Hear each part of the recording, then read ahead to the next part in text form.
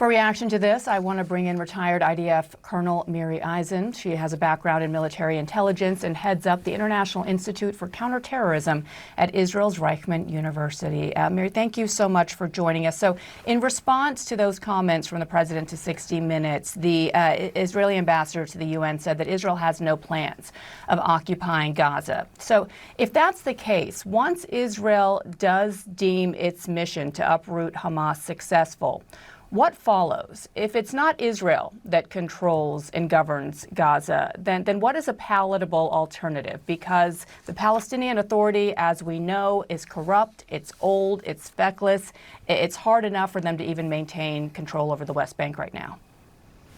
The framing that you're talking about right now means that you're asking me about something which is a bit too far in the future. I greatly appreciate the question itself, but right now we're in a war that is unprecedented. It's not like any other. So I find it really hard right now as an academic, as a colonel, to try to say what's the day after. I can say what we can't have. We cannot have a terror horrific organization like Hamas that is both controlling the Gaza Strip and that enormous amassment of weaponry, of capabilities, of cruelty that we saw over the last 10 days. So that I don't know what's instead. I do know what we can't have there.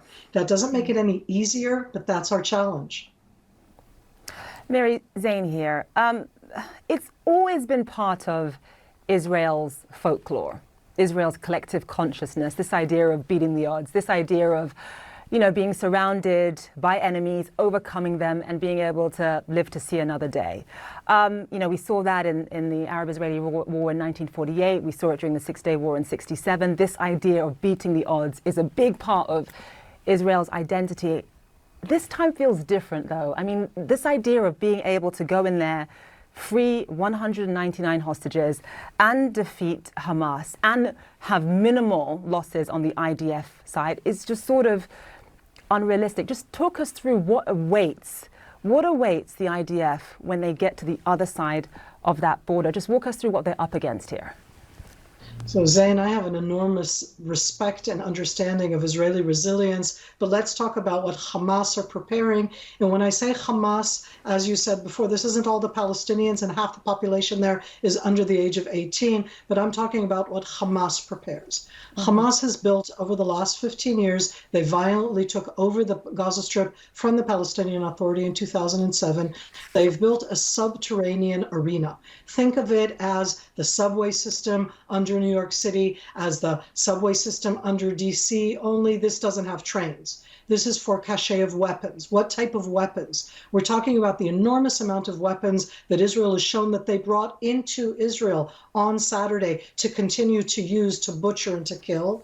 And they have an enormous amount still inside the Gaza Strip. We're talking about command and control. But when we go in as a ground operation, what they will try to do is to drag us on their terms. They are going to booby trap the tunnels. They are going to put in IEDs, different explosives. I foresee, and it's horrific to think of, that they are going to, oh my God, I can't even say it on TV, but what they would have no qualms about doing with the Israeli hostages, with a 9-month baby or with an 85-year-old Holocaust survivor, using them as part of their terror element to stop us from going in to try to get to their cache of weapons, and that's where they're going to be holding the hostages. So it's going in, and you can expect anti-tank weapons, suicide drones, explosives, IEDs. And you said before, Zain, that we're past the stage of a war where there are no casualties. Of course there will be casualties. That's why this is so hard. It's hard for all sides.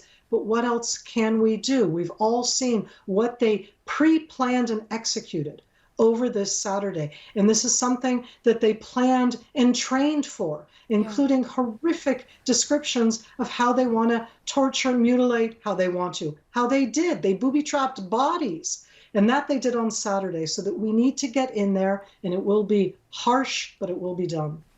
It is absolutely heinous. You're right that we should note the terror inflicted upon innocent Israelis last week. Miri, just in terms of preparation and training, the last time that the IDF went into Gaza, as we noted, was in 2014. I'm just curious whether in your expertise or from what you know still covering this arena, Is the IDF prepared, or is there training for a scenario of this scale in terms of not only following and protecting a country after such a mass scale attack, but also knowing that you have nearly 200 hostages whose whereabouts are unknown at this point?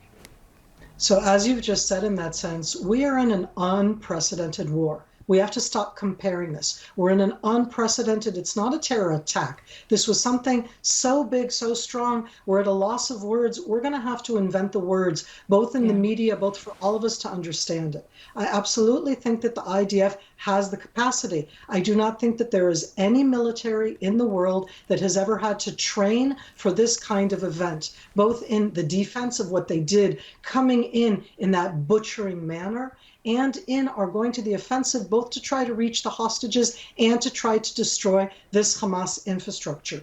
You train, you do ideas, you try to be innovative. This is the way that you go about it, but I'm going to be clear. There are going to be casualties, certainly because Hamas used their own people as human shields, as they have done not only over the last 10 days, but for years, but also the casualties on the Israeli side. And that still means that you go in, you build your strength to do so.